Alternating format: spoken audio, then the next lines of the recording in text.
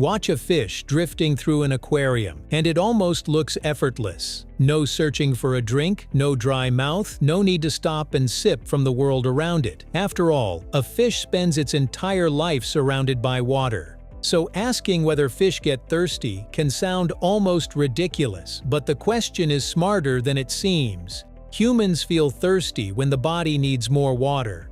Fish, however, do not live by the same rules.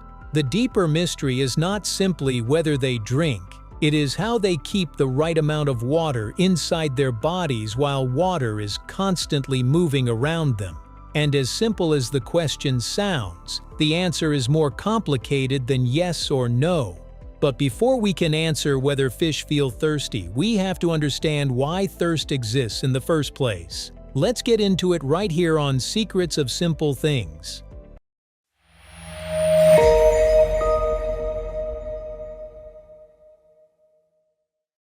Why thirst makes sense on land. For humans, thirst is one of the body's most familiar warning signals. We lose water every day through sweat, breathing, urine, and tiny processes happening quietly inside our cells. Most of the time, we barely notice it, but when fluid levels drop far enough, the brain steps in with a clear message: drink something. That message feels personal. It becomes a dry throat, a craving for water, a small discomfort that grows harder to ignore.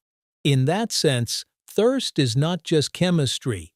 It is a conscious feeling that pushes us to fix a problem before it becomes dangerous. But fish are different. Scientists believe they probably do not experience thirst as a human-like thought that says, "I need a glass of water." Their bodies are solving a quieter and stranger puzzle. For humans, thirst is a feeling. For fish, water balance is more like an automatic survival system running in the background. Their gills, kidneys, body chemistry, and surrounding environment all work together to manage water and salt without the fish needing to think about it. And that system changes completely depending on one thing: whether the fish lives in freshwater or saltwater. Freshwater fish, the problem of too much water.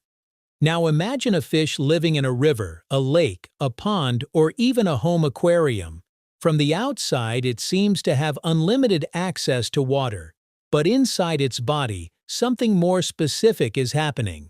The fluids inside a freshwater fish contain more dissolved salts than the water around it. That difference matters. Because of a process called osmosis, water naturally moves toward the saltier side. So instead of needing to search for water, a freshwater fish is constantly having water drawn into its body through its skin and gills. This is the first strange reversal. For many animals, the danger is drying out. For a freshwater fish, the danger is taking in too much water. Its body is like a slightly saltier sponge sitting in a much less salty world. Water keeps trying to enter. If the fish did nothing, its internal fluids could become too diluted, and the careful balance its cells depend on would begin to break down. So freshwater fish usually do not drink much water at all. Their main job is to remove the excess. Their kidneys work like tiny drains, producing large amounts of very dilute urine to carry extra water out while holding on to the salts they still need. That means a goldfish in a bowl is not swimming around taking little sips like a tiny person. Most of the water it needs is already entering naturally. But move that fish into the ocean, and the entire problem flips. Saltwater fish, surrounded by water, still losing it. The ocean looks like the easiest place in the world to find water. But for many marine fish, it is also the thing slowly stealing water away. Seawater is far saltier than the fluids inside most marine bony fish. Because of that difference, osmosis works in the opposite direction. Water tends to move out of the fish's body and into the surrounding sea. So even though the fish is completely surrounded by water, it is constantly losing some of its own. To a saltwater fish, the ocean is not simply a giant drink. It is also a force quietly pulling water out of its body. This is why many marine bony fish actually drink seawater regularly. They swallow it not because they feel thirsty like a human after running in the sun, but because their bodies need to replace the water being lost. Once seawater enters the digestive system, the fish absorbs the water it can use. Then comes the harder part, dealing with all that salt. For a human, drinking seawater can make dehydration worse, because the body has to use more water to remove the extra salt. But many marine fish are built for this problem. Specialized cells in their gills pump excess salt back out into the ocean. Their kidneys also help manage the balance, removing waste while conserving as much water as possible. So the answer becomes surprisingly strange. A fish can live in the ocean and still be fighting dehydration. It can be surrounded by endless water and still need to drink to survive. But not every fish in the ocean solves this problem the same way. Sharks, the different strategy. Sharks complicate the answer in the best possible way. They are fish, but they are not built exactly like the typical bony fish we usually imagine. Instead of constantly fighting the ocean by drinking large amounts of seawater, sharks use a different strategy. They change the chemistry inside their own bodies. Sharks keep high levels of substances such as urea in their tissues and blood. That might sound strange because in many animals, urea is something the body tries to get rid of. But for sharks, it helps solve a survival problem. It makes their internal fluids closer in concentration to the seawater around them. Because the gap is smaller, water is not pulled out of their bodies as strongly as it is in many marine bony fish. Some sharks may still take in water, and they still have to manage salt carefully, but they do not depend on drinking seawater in quite the same way.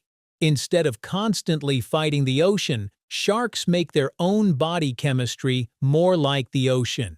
It is one of many quiet adaptations behind their long success in the sea.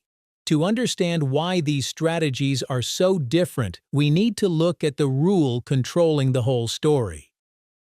Osmosis, the invisible rule behind fish survival. That rule is called osmosis. At its simplest, osmosis is the movement of water across a barrier from a place with fewer dissolved substances to a place with more dissolved substances. In everyday language, water tends to move toward the side that is more crowded with salt and other chemicals, as if it is trying to even things out. This is why freshwater and saltwater fish face opposite problems. In water, survival is not just about breathing. It is also about which way water moves. A freshwater fish has body fluids that are saltier than the water around it, so water moves inward.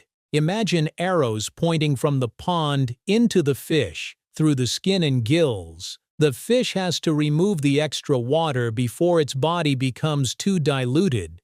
A saltwater fish lives in the opposite situation. The ocean around it is saltier than its internal fluids, so water tends to move outward. Now the arrows point away from the fish, into the sea. To replace what it loses, many marine bony fish drink seawater and then remove the extra salt. The important thing is that this movement never really stops. It is a constant pressure acting on the body. That is why gills, kidneys, salt-removing cells, and body chemistry matter so much. They are the tools fish use to live in water without being overwhelmed by it. And when that balance fails, fish can run into a problem we usually associate with land animals. Can fish become dehydrated? A fish can become dehydrated, but not always for the reason we might expect. For marine fish, dehydration can happen when they cannot replace the water the ocean keeps pulling away. If disease damages the gills, if the kidneys stop working properly, or if the surrounding water suddenly becomes too salty, the system can fall out of balance. A body built for one level of salt cannot always handle another, This is why keeping fish is not just about filling a tank with water. The water has to match the fish's biology. Too much salt, too little salt, or the wrong chemistry can stress the animal, even if the tank looks perfectly clear. And some fish face an even more dramatic challenge. Salmon are born in fresh water. Later, many travel out to sea where the ocean pulls water from their bodies. Then, when it is time to spawn, they return to fresh water, where water starts pushing back in. To survive, their bodies must switch between two opposite water balancing systems. It is almost like changing biological operating systems while still alive and moving. So the original question does not have one simple answer. It depends on what kind of fish we are talking about and what we mean by thirst. The answer: yes, no, and something stranger. Fish probably do not feel thirst as a human-like thought. They are not swimming around thinking, "I need a drink." But their bodies are always managing the same basic problem: how much water should stay inside. For freshwater fish, water naturally enters, so the body has to remove the excess. For many saltwater fish, water naturally leaves, so they drink seawater and push out the salt. Sharks use body chemistry to make the ocean less of a threat. Salmon show how flexible these systems become when life crosses two worlds. So maybe the strangest answer is this: fish may not get thirsty like we do, but hydration still shapes their lives. The next time you see a fish drifting through water, remember, it may look peaceful, but inside its body, a hidden balancing act is happening every second.